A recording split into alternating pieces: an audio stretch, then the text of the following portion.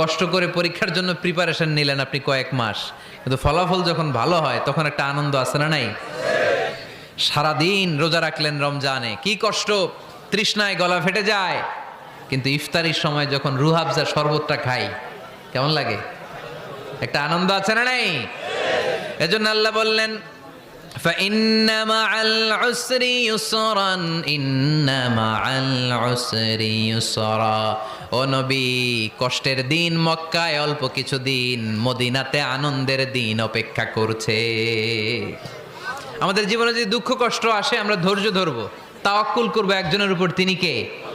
কারণ আমরা বিশ্বাস করি কষ্টের দিন এটা চিরকালের জন্য নয়, সামনে আনন্দের দিন আমাদের জন্য সেট করে রেখেছে কে?